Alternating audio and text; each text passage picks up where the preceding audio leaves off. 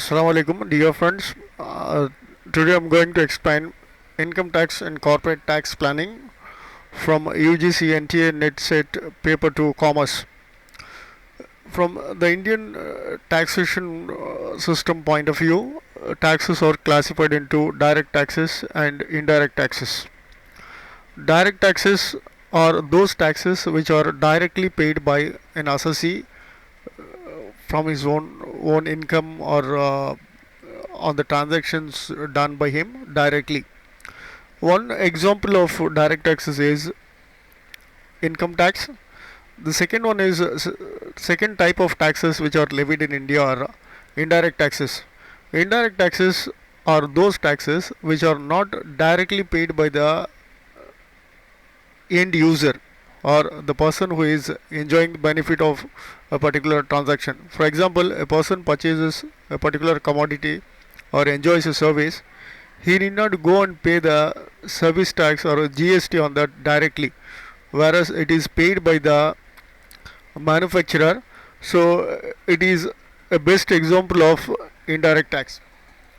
So GST is one of the best examples of indirect taxes. Earlier, many indirect taxes were there, like let me explain something about the Income Tax Act 1961. Income Tax Act 1961 was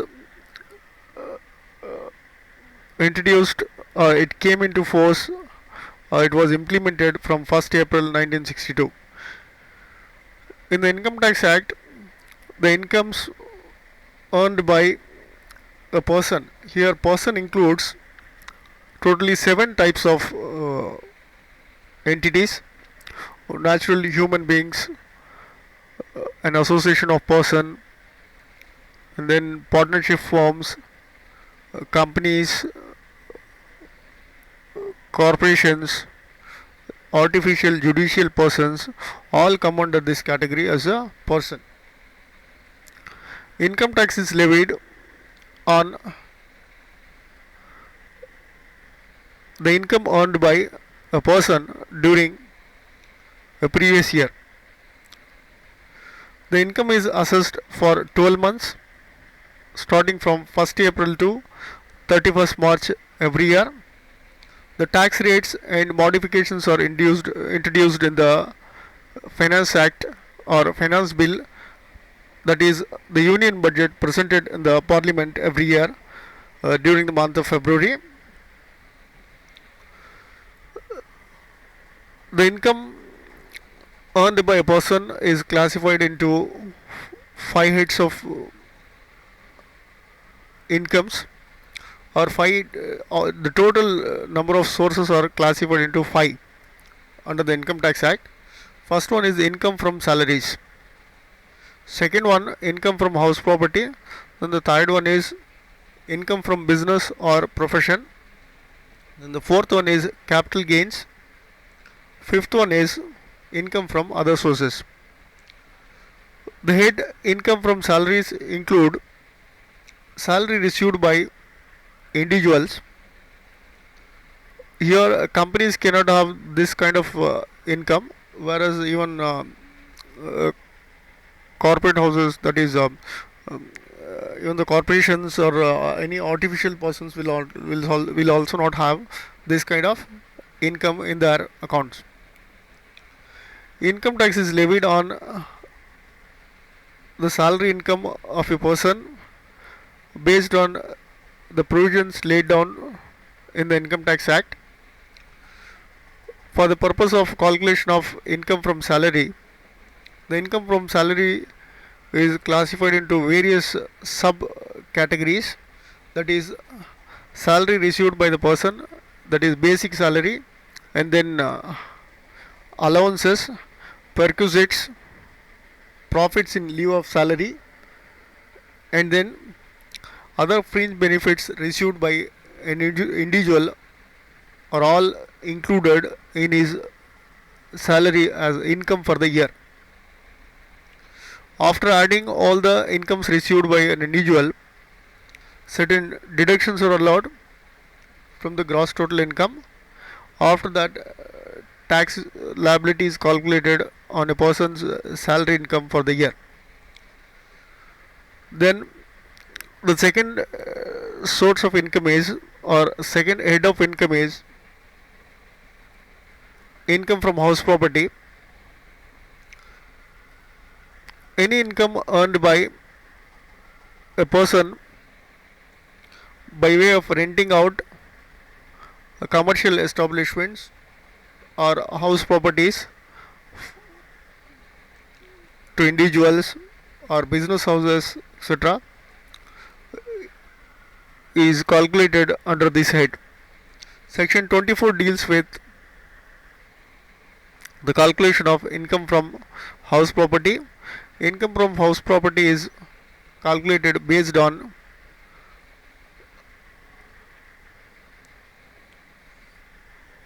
GAV, that is gross annual value. From that, municipal taxes are deducted to find out net annual value. Net annual value is entitled for certain deductions under section 24 subsection 1, such as the standard deduction and interest on loan borrowed for construction or promotion of the property. Then the third source of income or third head of income is income from business or profession. Income earned by a person by doing business is calculated based on the provisions of the Income Tax Act, and whatever profit earned by him during the previous year is taxable on the basis of the procedure laid down in the Income Tax Act. While calculating the profit of a person earned by a person by doing business, his personal incomes and household expenses have to be ignored. They should not be considered. Only business related incomes and expenses have to be considered, that too as per the provisions of the Income Tax Act. Then the income from business or profession. Income made by professionals during the previous year. Professionals like doctors, engineers, chartered accountants and lawyers are calculated based on the provisions laid down under this part of the Income Tax Act. This head of income includes income earned by a chartered accountant, a lawyer, or a doctor, that is medical professionals, or people who are earning by rendering services with the help of their professional qualification. They have to assess under this category.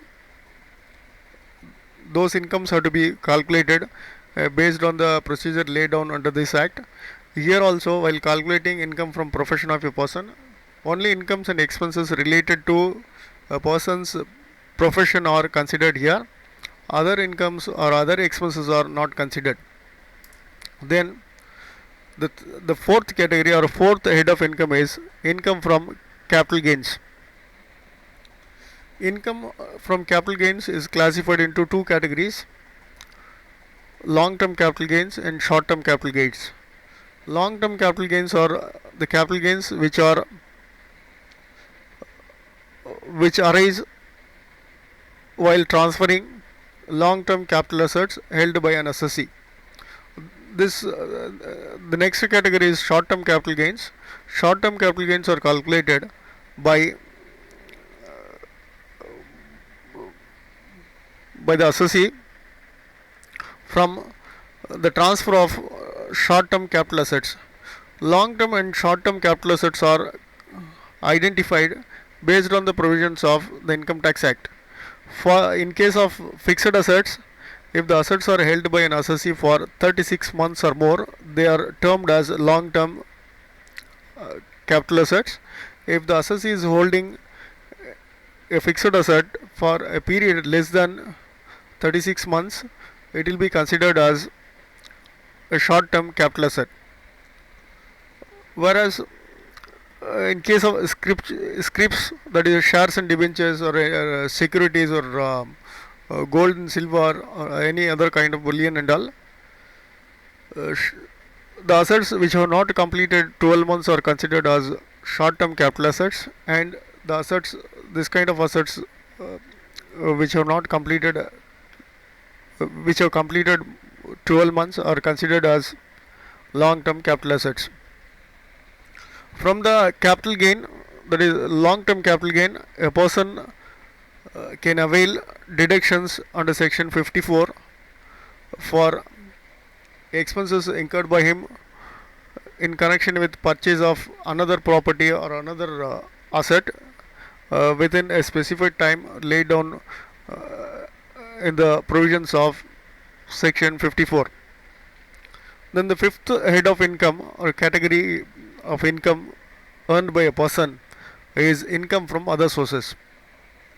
This head of income includes all incomes which are not included in any of the previous four heads of income. All those incomes which are not included either in income from salary, income from house property, or income from business or profession, or income from capital gains are included in under this head of income. This head of income has two types of incomes: specific incomes and general incomes.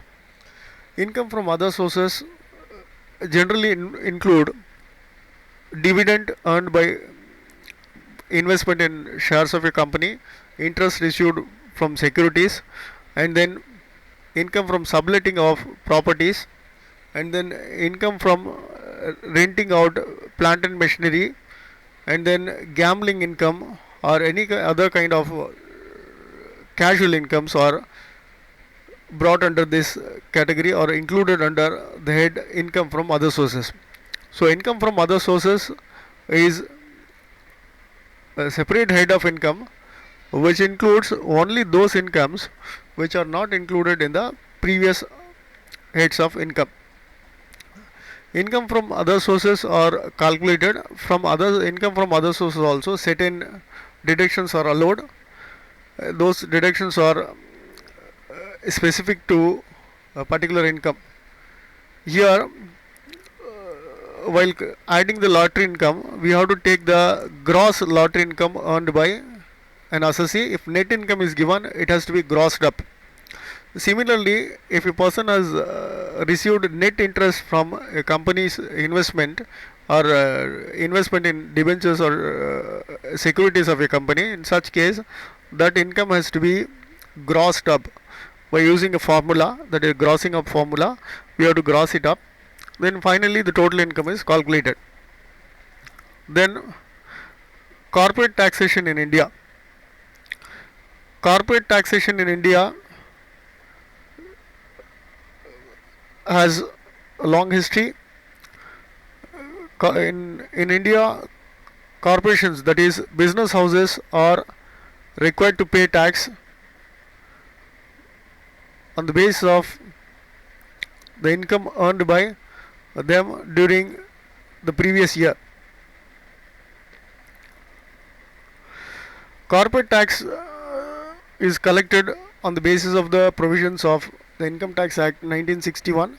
That is, the Income Tax Act 1961 is liable for charging corporate tax in India. That is, income earned by joint stock companies, limited companies,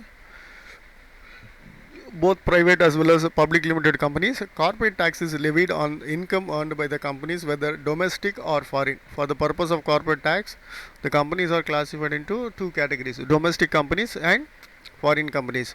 Domestic companies are those companies which are run and established and run by citizens of this country, that is, people who have got residential status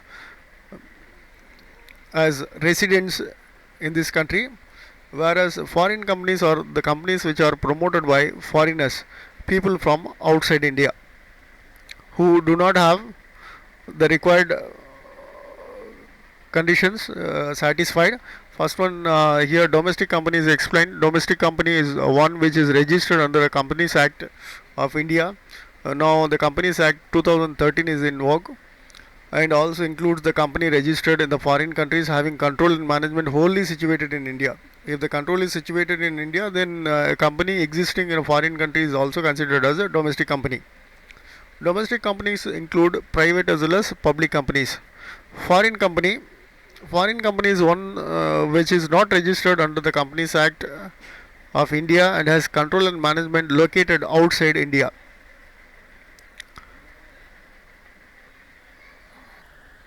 Let me explain the types of income earned by a company. Normally, companies earn incomes in four ways. First one is profits earned from the business. It may be any kind of business. It should be a legal business. Illegal business is not considered as a business. If a company earns from a legal business, then only it will be considered as a business income. For all illegal activities, they have to pay tax, but they will be punished for carrying out illegal activities. Illegal transactions are not considered as business in India. The next one, capital gains.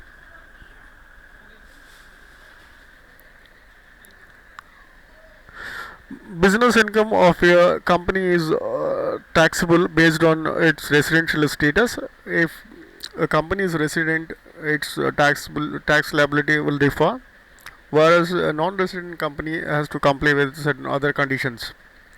Then capital gains means profits or gains arising out of transfer of capital assets by a company. When a company sells capital assets, it has to pay tax on the gains arising out of such transfer of capital assets. The next one, income from renting of property. The company can have its own building, or sometimes it will have surplus buildings and all, or shopping complexes, or any kind of property which it can rent out. If it rents out or lets out any property, then income arising out of such renting of property will be taxable under this head. Then income from other sources like dividend or interest. A company can have shares in another company. It can keep it as an investment. Whenever it receives a dividend from a company, then it will be considered as its income. In India, dividend income is not taxable in the hands of the associate if it is received from a domestic company. If the dividend is received from the shares of a foreign company, then such dividend is taxable. The next one, interest. Normally, a company gets interest income whenever it invests in securities or debentures of another company. Apart from that, it can have fixed deposit in banking companies or in banks, commercial banks or industrial banks, etc. Any interest received from fixed deposits of banks or any other kind of deposits will be treated as income from other sources earned by the company.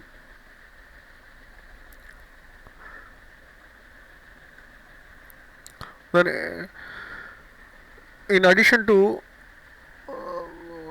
the various amounts of taxes payable by a company, there is at specified rates a company has to pay tax. In addition to that, a company has to pay the following additional taxes or additional charges. First one is surcharge. Surcharge is charged. Surcharge means additional tax on the tax of calculated on the tax liability of a company. It is calculated as 2% or 3% of the total tax liability of the company. Apart from that, health and education cess is there. It has to be paid at the rate of 3% of the total tax. Then minimum alternate tax is there. Then dividend distribution tax. These are all additional taxes payable by a company apart from its income tax liability. We'll see some important questions and answers on this topic. The first question is, Income Tax Act in 1961 came into force with effect from. There are four options here: 1st April 1962, 31st March 1961, 1st April 1961, and none of the above. Actually, the Income Tax Act was introduced as Income Tax Act 1961, but it came into force from 1st April 1962. So option E is the right answer. Then the next question: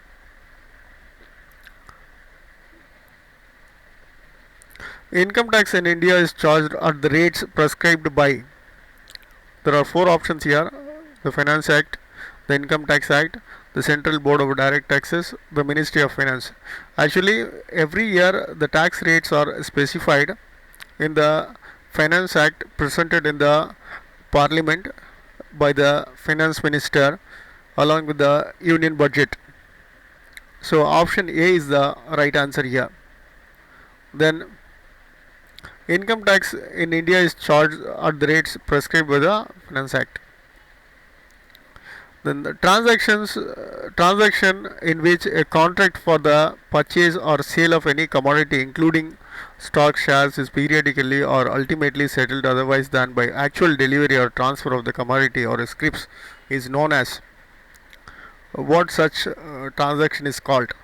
Wagering transaction, speculative transaction, then option C, deemed speculation business, then none of these. Actually, whenever a transaction is done in this way, so it is called a speculative transaction. So option B is the right answer. The next question is: alternate minimum tax shall not be applicable to non-corporate assessee who has claimed any deduction under. If an assessee claims deduction under section 80p, he cannot go for minimum, that is alternate minimum tax. So option B is the right answer here, that is section 80p. Then the following shall be recorded as capital asset: gold jewellery held by jeweller as SIT trade, then securities held by FII as per SEBI Act 1992 held as stock in trade, then motor car held by motor car manufacturer as SIT means stock in trade, and then the fourth option is none of the above. Here we have to find out the capital asset. Actually, it is securities held by FII as per SEBI Act 1992 held as stock in trade.